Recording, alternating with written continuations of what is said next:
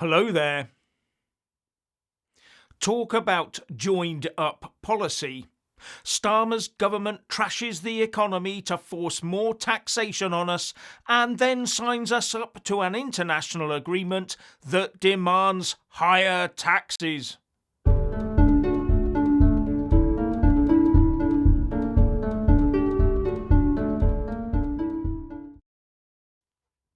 Be in no doubt Keir Starmer is part of the establishment blob that intends to hand over all control of the UK to a global cabal of international lawmakers who are intent on levelling up the world by imposing an insidious form of communism on us, with the inevitable result of comprehensively levelling us down.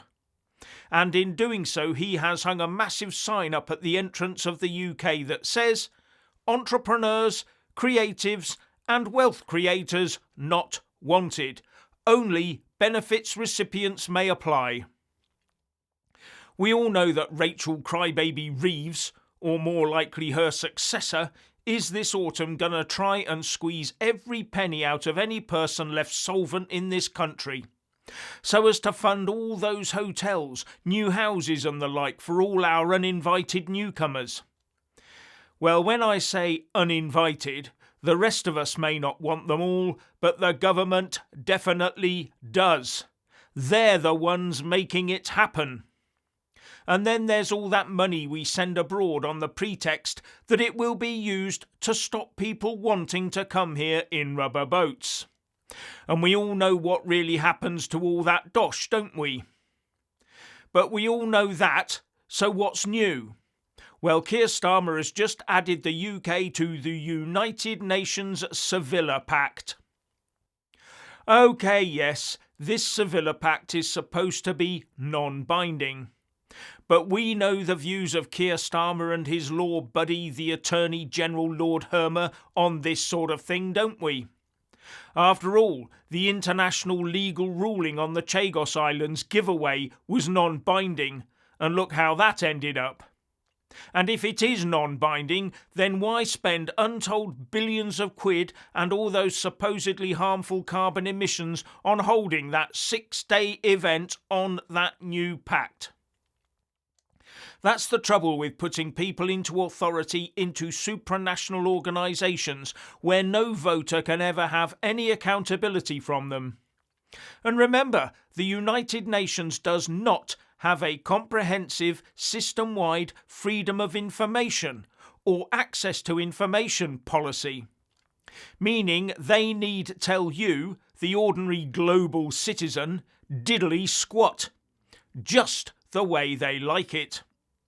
And this Sevilla Pact is all about global development and setting up the world's tax system to achieve it, i.e. funneling your hard-earned dosh through some complicated pipework to ensure it flows from your pocket into the pocket of someone the UN deems more deserving of it than you, using a system over which you have zero say and zero control. I bet they can't wait for all those central bank digital currencies to come into being. And Trump's administration, smelling a rat in there, pulled out. But Keir Starmer has signed us up to it. And out of the 193 UN members, 192 of them have signed up to it, Trump's US being the only exception. And further, the United Nations Global Migration Compact, remember that one? Which requires states to accept newcomers and make them all welcome and help them financially, is also non-binding. But we appear to have been following that one to the letter under both the Tories and Labour for years. So don't expect anything different with this Sevilla Pact either. So what is this Sevilla commitment, as they call it, all about?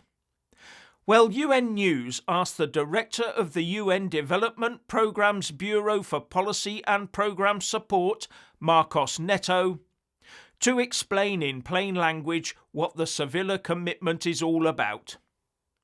And in an edited answer, this is what UN News reported he said. We are 5 years away from the Sustainable Development Goals. One of the biggest obstacles to this shared agenda of global solidarity is financing. In other words, where is the money? Where will the money come from? Oh, I do love that phrase of this shared agenda of global solidarity. An agenda only shared by a few powerful people intent on grabbing control over the global levers of power. The rest of us do not want it. Anyway, where's the money coming from is a very good question. But will he answer his own question? Because if no one's financing it, how can it happen? And no one seems to want to risk their own money financing it right now, do they? Well, here's his answer.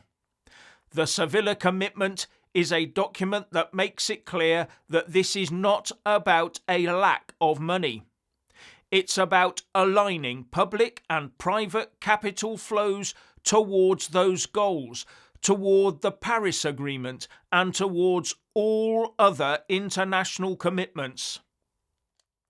In other words, the global financing regime will be engineered to force the money into those areas of development that the global elites believe is important for their own aims, whether or not we agree.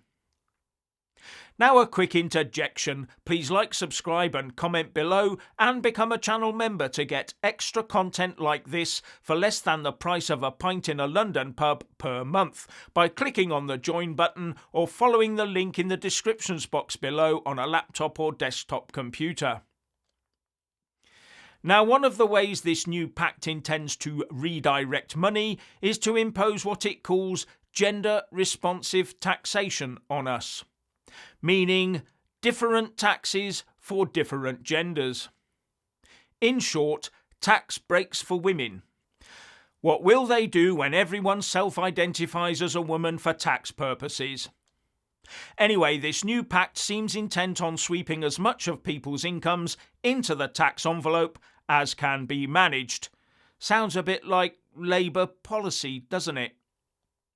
It even talks about enhancing efforts to address not just illegal tax evasion, but also legal tax avoidance used by the wealthy to ensure what the elites call their effective taxation.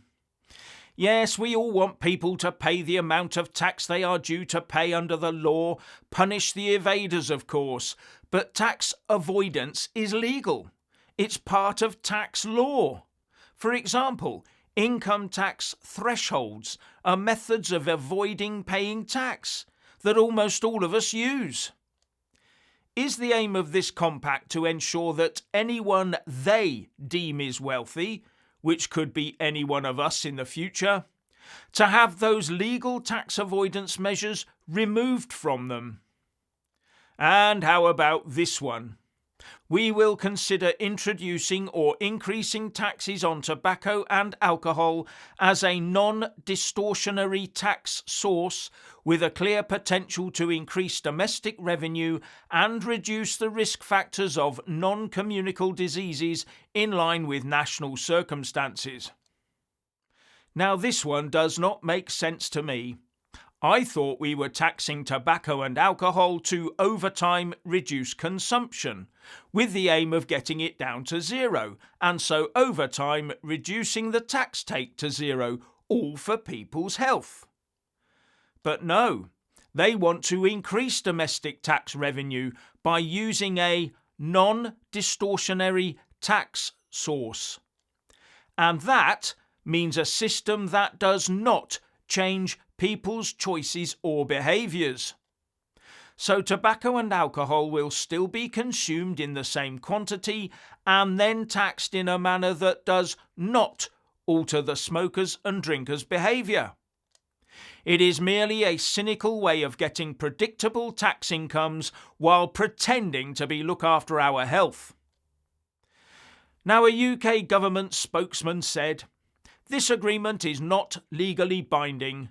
UK tax setting powers are for the Chancellor and the Chancellor alone, and we have no plans whatsoever to cede our tax-setting powers to an international organisation.